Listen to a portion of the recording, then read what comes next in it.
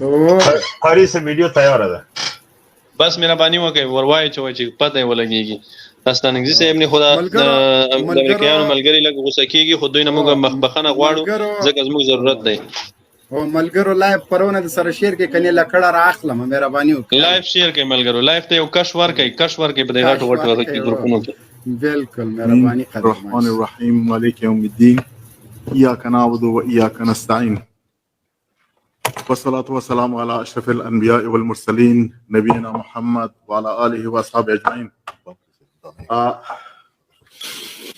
السلام علیکم ورحمت الله وبرکاته. ټول خويندو ورونو ته له ټولو نه مخکې زه له د روسیې له فدراسیون نه چې دغه مجلس بندوبست کړی دی کنفرانس په دې کې بالخصوص له هغه کابلوف نه ډېر تشکر او مننه کوم چې دوی د افغانستان قضیه کې له څو وخت را په دې خوا علاقه اخلي او د صلح په ارتباط باندې هلې ځلې کوي او همدارنګه د قطر له حکومت نه چې اوس یې استازي دلته ډاکټر صاحب قحطاني او زموږ ورونه ناست دي لکه مخکې چې بعض ورونو هم ورته اشاره وکړه د دوی له هلو ځلو نه چې نه ستړي کېدونکې هلې ځلې یې کړي دي د افغانستان د صلح باره کې بالخصوص زموږ د څو راونډه مذاکرات چې د امریکایانو سره رښتیا هم ډېر مشکل پړاو ډېر غټ مشکلات وو دا ټول دوی وزغمله په ډېره حوصله مندي باندې دا خبرې مخ ته وړلې موږ د دوی نه هم تشکر کوو او خدای دې نور هم توفیق ورکړي دا سلسله تر اخره پورې مخ ته بوځي.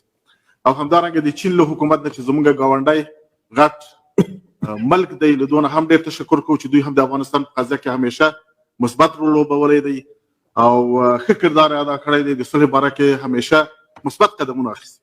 همدارنګه د دوی څنګ ته صادق خان چې زموږ د ګاونډي ملک پاکستان نماینده دی د پاکستان رول هم لکه مخکې بعضو ملګرو ورته اشاره وکړه چې مهم دی د صلح باره کې د هېڅ شک نشته پاکستان زموږ ګاونډی دی او مسلمان ورور دی او زموږ تقریبا د 15 میلیونو مهاجرو کوربه دی.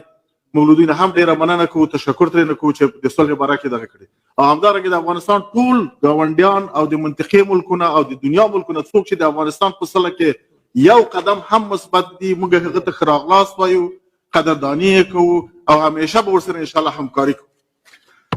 د صلح په ارتباط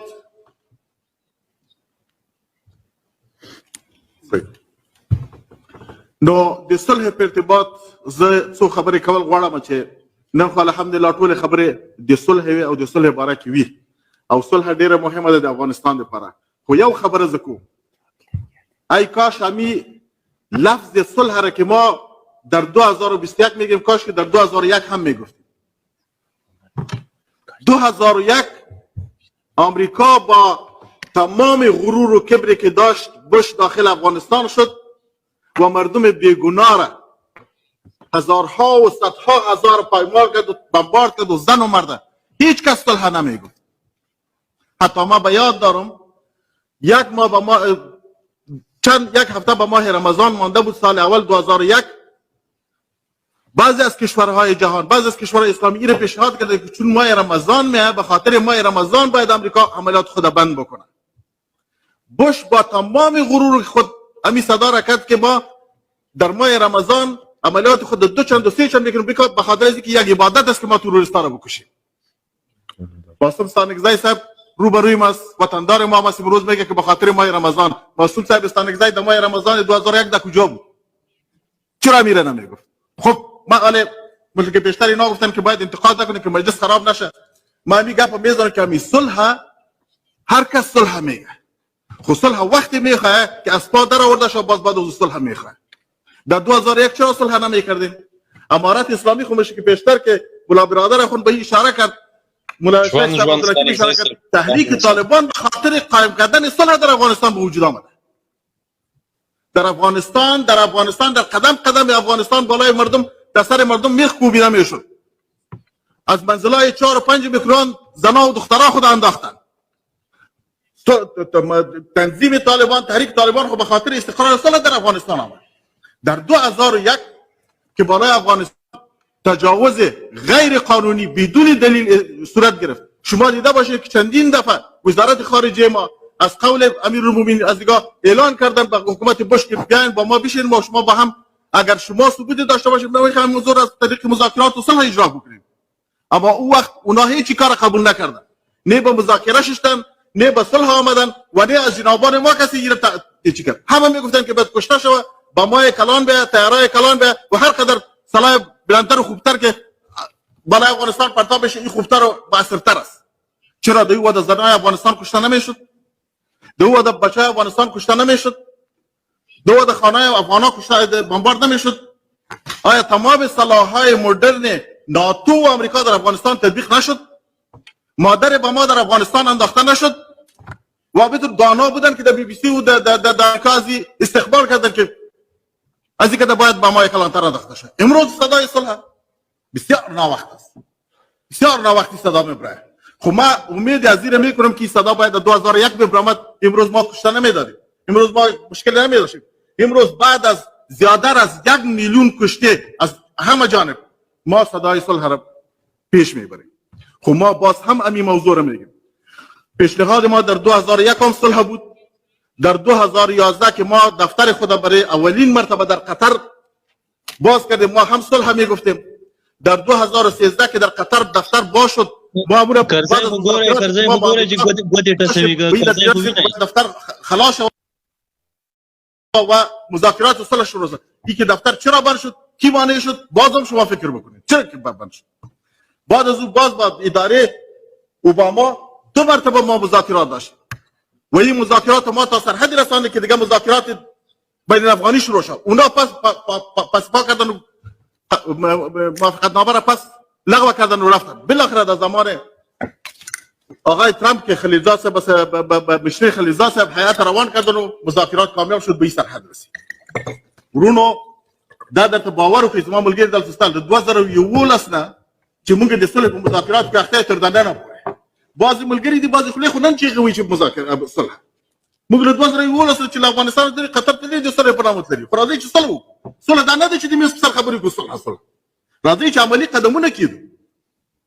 صلح کوم خو شل کلنه لاسته راوړنې له لاسه نه ورکوم.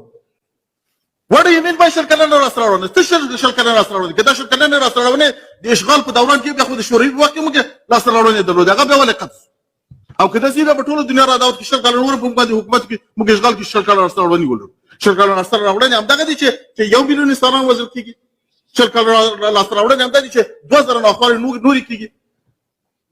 شل کلنه لاسته راوړنې همدغه دي چې 95% د افغانستان ټول مواد مخدر دنیا ته لدی چې د افغانستان 5 میلیون انسانان په مواد مخدر اخته وي په لکونو په زرګونو په میلیونو په ایډز اخلي. دا شل کلنه لاسته راوړنې راځي چې د دې فقایاتو له دې شانو له تیر سو یو په بل باندې به دا خبرې نه کوو چې حدث یا حذف ځان که صلح غواړي واقعا دا نن چې د دې بیس په دې خوا کې راسي دا ټول والله زه قسم درته خورم چې واقعي صلح لپاره دلته راغلي ناست.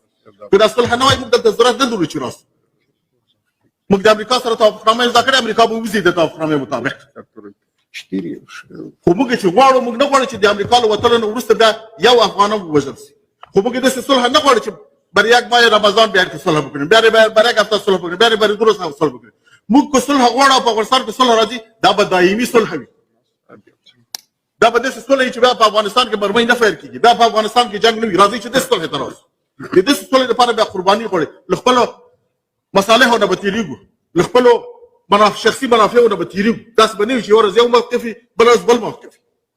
موږ صلح پایداره صلح غواړو باعزته صلح غواړو دایمي صلح غواړو. نو د دې لپاره خپلو ګاونډیو ته هم دا خبر کوو د دې میز له لارې د دې هغه کنفرانس میکروفون له لارې د منطقې ملکونو ته وایي د دنیا ملکونو ته وایي صلح د افغانانو حق د افغانان باید خپل منځ کې سره کړي.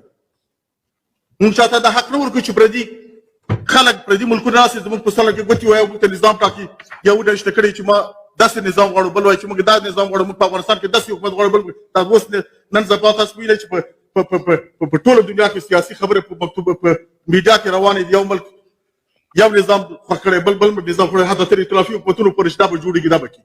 دا زموږ حق دی. دا افغانان چې په دوحه کې کینی خپل منځ کې فیصله کوي چې څه رقم نظام ولري. دا به افغانان خپل منځ کې کینی چې څوک یې مشر وي څوک یې کشر وي. دا به اکثریت د افغانانو دا فیصله کوي. موږ بهرنۍ ډیموکراسي نه غواړو موږ بهرنۍ کمونیزم نه غواړو موږ بهرني نور ټپل شوي نظامونه نه غواړو. لکه مخکې چې شیخ صاحب ورته هغه وکړه دا دغه وړ نه دي د تطبیق وړ نه دي په افغانستان. موږ ټول سره وروڼه یو څو وخت کې سره په مشکل هم درلودو منځ کې اوس دې بېس سره ناست ان شاء الله سره حل به دې ته باید دنیاوال متوجه وي. زمونږ سره که د صلح په ارتباط باندې یو مثبت قدم کې ښودلی شي خدای دې راولي موږ ورته ښه راغلاست وایو. دا نن دغه د موږ په مسکو کې یو ناست د صلح خبرې ورسره کوو. خو دا هغه مسکو دی چې 40 کاله مخکې د دې قواوې راغلې په موږ باندې حملې وکړې په افغانستان باندې او د بدبختۍ هم له هغه شروع شو. خو موږ آفرین نن چې د دې په مرکز کې راسو دا په دې خاطر باندې چې د صلح دلته راسو. خو صلح مبین صاحب دا خبرې ګورئ شاهین صاحب ته یو ویډیو بند کړه دا ویډیو شاهین صاحب دا هغه څه ډېر مهمه خبره وکړه. ګورئ کوم امریکایي ګوډاګی بلاړ شي امریکا ته یا روسیا ته د امریکا او د روسیې په مرکز کې به ووایي چې زه ستاسو د موږ د بدبختۍ عاملان یې. کوم امریکایي ګوډاګی کوم روسي ګوډاګی به ووایي.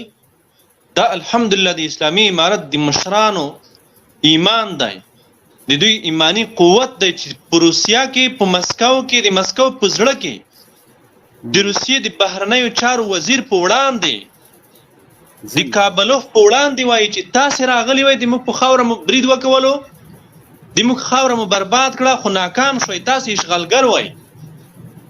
دا ایمان غواړي دا زړه غواړي دا جرأت غواړي. بالکل چلانې کا ډېر خوندوره خبره همدغه پوینټ ډېر خوندور مهرباني وکړه. که د ما منافع خوندي وي زه صلح کوم او زما منافع خوندي نه وي زه صلح نه کوم. هر څوک به خپلې منافع له لاسه ورکړي او که څوک منافع هم لري بس په 40 کالو کې به ډېرې منافع کړي نور به د ملت په سر باندې موږ نور دغه نه کوو. راځئ چې ملت ته مراجعه وکړو چې ملت څه وایي. یو خو د خولې خبرې دي چې د افغانستان د قاطع خلکو په اکثریت د مردم قاطع افغانستان نماینده مردم افغانستان چې ټول افغانستان چا افغانستان لیدلی چې څوک د چا نماینده دي. آفرین. زه وایم چې نمایندګان د افغانستان هغه کسان دي چې 20 کاله د دې ټولې دنیا د ابرقدرت په مقابل کې چې نماینده خلیلزاد صاحب دلته ناست مقاومت او د جهاد په کامیابۍ ورساو. یو بیچاره مظلوم وږی او بې خلص الله ملت چې د ناټو او د امریکا مقابل کې درېږي دا په 2-3 کسو کېږي. شاهین صاحب الله دې تاسو سره ښه وکړي مهرباني وکړه قاري صاحب. مبین صاحب امریکایي ګوډاګیان موږ ته د امریکایانو د دوستۍ پیغور راکوي. موږ ته د امریکایانو چې تاسو امریکایانو سره دوستي وکوله الحمدلله تاسو د ستانکزي صاحب خبرې واورېدې مخامخ خلیلزاد ناسته خلیلزاد ته مخامخ وایي په نړیوال کنفرانس کې چې تاسو موږ د جهاد په زور مات کړئ د جهاد په زور مو دې ځای ته راوستی. دې ته ایمان وایي دې ته غیرت وایي. بالکل بالکل مهرباني وکړه شاهین صاحب. رسېدلی یو زه دا خبر کوم چې نن د کوم میز په سر باندې چې موږ تاسو سره ناست یو او د صلح خبرې سره کوو راځئ چې واقعا صلح ته سره برابر شو. واقعي صلح د افغانستان کې منځ راوړ بدون دې چې خبرې سره وکړو چې حدث یا حدث یا داس واسه. شاهین صاحب یو ملت بیا ایقاف کړ. مبین صاحب بل نقطه ته مهمه نقطه ته اشاره مهرباني دا د ارګو امریکایي سفارت پروپاګانچیان په موږ تاسو ته وایي کنه ډېر وخت تاسو خبري اوریدلې وي چې تاسو دریز بدل کړو امریکایانو سره خبرو ته کېناستئ تاسو خو د امریکایانو سره خبرې نه کولې.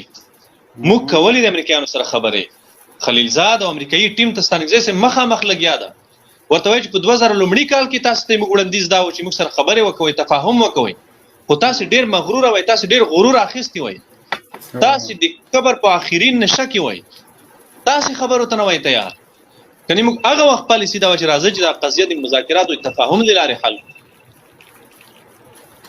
بالکل مهرباني شاهین صاحب.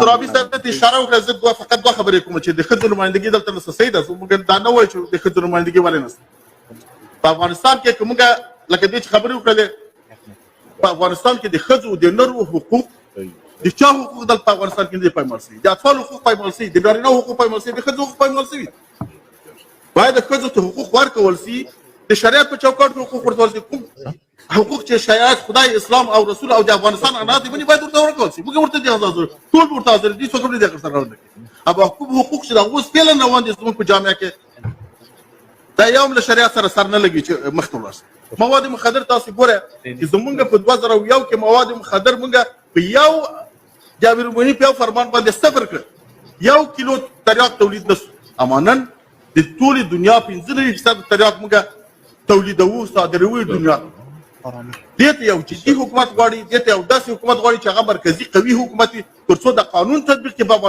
افغانستان قانون نه تطبیق قانون کې تطبیقیږي په غریب تطبیقیږي. هغه څوک چې $10 په دفتر کې رشوت واخلي په قانون تطبیق ده په چرخي ته ځي. هغه څوک چې هر ورځ د ایرپورټ لارې $50 میلیون تاجکستان او طلاګانې واسي باندې نه تطبیقیږي. هغه ته نه پولیس نو پیلي نه بل څه ویلی شي. دا هغه وخت صلح راتلی سي، هغه وخت به د عملیات په دې باندې قانوني سي چې قانون یو سال د رئیس جمهور نیولې به تر یو غریب پورې په باندې یو سال او یا شکل باندې تطبیق سي. او د دې لپاره یو جدي حکومت پکار دی، د دې لپاره یو اسلامي حکومت پکار دی. داسې یو امیر ورته پکار دی، داسې یو خلیفه ورته پکار دی چې د خپل زوی هم غلا وکړي لاس یې قطع کړي. داسې نه چې د وزیرانو او رئیس جمهورانو زمره ته پروتوکولونه ورکړي، غریب خلک به بمبي پسې چپاره خوړي. داسې یو حکومت د ضرورت او ان شاء الله موږ به کوشش کوو چې د میز سره په داسې یو حکومت باندې موافقه هم وکړو. بله خبر دا ده چې د جنگ د قطع لپاره صلح ته موږ مدوکل موږ د قطع د جنگ لپاره موږ هیڅ وخت د جنگ طرفدار نه یو. ځکه په جنگ کې موږ مزل او موږ زیاتره پکې دغه سوي. خو جنگ به هغه وخت ته کیږي چې د جهاد ټول ارزوګانې د جهاد ټول هدفونه برابر دي. ا د صاحب کتاب تاسو لیدلې د بلګر ټول بلې روسانو په جهاد کې هم دا ناره وهلې چې اشغال ختم شوی، خو د اشغال عوامل نه دي ختم. دا صحیح ده موږ له امریکا سره تړون کوي، امریکا ما نه وزني امریکا نه وزنه. خو هلته چې دا نور خلک دي چې دوی امنیتي ګروپونه دي چې امریکا د خپل امنیت لپاره جوړ کړي دي، هغه هره ورځ په کورو چاپېږي، هر ورځ په ښځو باندې وننوځي، د هر ورځ د ښځو ګاڼې وړي، هر ورځ واړه افغان په سپي باندې خوري، په دغه باندې هر ورځ بمبار کوي. او تاسو دا نن وګورئ، تاسو د وزارت دفاع دا د نن بیان وګورئ دوی 200 طالبان ښیي چې موږ وځي جنګ څو ورباندې هم نارې وهي، جنګ هم کوي، هغه هم کوي، نه غواړي که نه صلح. خو واقعي صلح غواړي راسه د خدای په خاطر باندې دې شیانو تېر سي. امریکا سره چې صلح سوې ته باید خپله صلح ومنې. ته بیا څوک چې الله تاسو سره دغه څوک امریکا سره صلح وکړو، تاسو سره باید صلح وکړو. ته خو جوړ کړی امریکا یې، د امریکا په لاس باندې راغلی، هغه د امنیت هغه درته معاش درکړي، دغه امنیتي قوا یې، دغه امنیتي قوا چې سره باید اوس به بیا جنګ نه وډبو. د افغانستان د خلکو د ملت ارادې ته باید موږ تسلیم سو. څه چې د افغانستان خلک غواړي چې زموږ ملت غواړي هغه باید ورسو. او بله خبر دا کوم چې د افغانستان کوم هدف لپاره چې جهاد شروع شوی د 40 کاله جهاد، اکثره د ملګري د میست شاوخوا چې ناست بیرته تر ما پورې ډېر ملګري به د دې جهاد حصه وي، حتی د پخوانی جهاد دا ملګري چې ما ښي خواته دي دا د اوسني جهاد حصه نه دي، د پخواني جهاد حصه دي. د دې جهاد او دغه جهاد هدف همدا و چې په افغانستان آزاد سي، افغانستان د خپل واک سي، افغانستان کې یو شرعي اسلامي نظام قائم سي. هغه شی تر اوسه نه ده. افغانستان فعلا خپلواک نه ده، د 48 ملکونو فوج ده. په افغانستان کې اوس هم بمبارد کېږي، په افغانستان کې اوس هم حکومت حاکم نه ده، په افغانستان کې اوس هم داسې یو حکومت نه دی چې د خلکو باندې خوښ وي. مونږ کوشش کوو چې صلح راسي او په افغانستان کې داسې یو حکومت منځته راسي چې هغه د اکثریتو افغانانو ته د منلو وړ وي. یعنې اکثریت افغانان په دې باندې قایل وي چې دغسې نظام په افغانستان کې راسي. نو د دې لپاره به مونږ هلې ځلې کوو، د همدې لپاره مونږ دلته ناست یو او همدغه خبر سره دغه کوو. د امریکا سره توافقنامې په باره کې لکه مخکې چې بعضې ملګرو ورته اشاره وکړه، کومه توافقنامه چې موږ د امریکا سره مخته امضا کړې ده، الحمدلله د موږ له خوا نه تخطی پکې نه دي شوي. کومې ژمنې چې موږ کړې هغه دغه په هغه شکل باندې اجرا شوي. البته د مخالف لارې نه چې څه تخطی شوي هغه به شوي، خو موږ دا خواهش کوو چې مخکې له مخکې نه دوی هغو باندې غور وکړي او هغه عوامل چې د صلح پیشرفت ګرځي یا د صلح مانع ګرځي هغه باید منځ لري. تور لیست دی چې موږ همیشه نارې وو، په هر مجلس کې نارې وهو، هیڅوک غور نه ورباندې کړي. دا څنګه کېدلی شي چې یو طرف په ډیپلوماتیک پاسپورټ وځي او یو طرف په تور لیست کې پولیس پلرل کې تو خو د بل لیست سیاست کجا مي وای چرا پریچی د څه لپاره جهاد هم زه کوم مړ کېږم هم زه دا وطن هم زما دی او زه په تور لیست کې او نور جنابان په ډیپلوماتیکو پاسپورټ وځي. عجبه خبره ده ولا دا سره خمبل ده، سره خم کیسه ده. دا شی باندې لار ولاړ شي. د دې کوم توافقنامې په اساس باندې چې امریکا موږ سره کړې، امریکا مجبوره په دې مکلفات باندې چې باید تور لیست وکړي او که نه کړي نو توافقنامه ناکامه ده، له باندې خرابېږي. زمونږ بچیان ماشاءالله وای چرا بریچی وای ولې زبردست خدای دې پر پیدا کړي. ډېر خوند دغه لوګ وای چرا ولې د څه په څه خبره ده خلاصي کې تر اوسه پورې نه دي خلاصي. ولې په بندي خانو خلاصي د څه لپاره ولې نه خلاصي عامل شي باید خلاصي مقصد باید خلاصي او کله نه خلاصي خو د سولې د معنی د پیشرفت همدغه یو خبره ده چې کې نه نو مونږ کوشش باید دا ونیسي چې یو تپلی نظام په یو ملک باندې حاکم سي، په هغو باندې وتپل سي او یو محدوده طبقه په یو ملک باندې حاکمیت کوي یو په زور په دغه باندې په دې شکل باندې صلح نه سره. مونږ د صلح لپاره حاضر یو. بیا یو ځل بیا څنګه چې موږ مشرانو دا خبره وکړله چې مونږ صلح غواړو د صلح لپاره واقعا صادقانه راغلي د خو چې واقعي صلح وي په جانب مقابل هم د غشي ته حاضر وي آماده وي د مصر راځي صادقانه خبرې وکړو دا خبرې به نه وي چې توپک به کېښودلي تسلیمېده به وي یا راځه ما سره مشترک حکومت جوړ کړي به داسې به اوسي دا خبرې تللي ټول به د مصر سر کینو د مصر سر موافقه سره کوو چې افغانان څه غواړي اکثریت د افغانانو سره کوم نظام غواړي په څه شي باندې قانونيږي دا ملت د مجاهد ملت په څه شي قانونيږي په دې به قانوني کېږو دا به جوړو بعد هغه نه د افغانستان کې څه غواړي نو زه یو ځل افق غواړم کلمان دا خبرې او څه احساساتي سوي هم او بعض ملګري باندې غسي زل دینه افق غواړم چون دا زموږ دردونه دي د زړه دردونه دي باید وي وای سره مخ دي یو ځل بل ټول ملګرو نه چې په ما خبرې په ډیر غور او خپل غای قبلوف او د نورو ملمنونو د مکونو کې نشو تناسي ټول مننه کوم ډیر تشکر صلوات والسلام علی رسول الله. Thank you very much.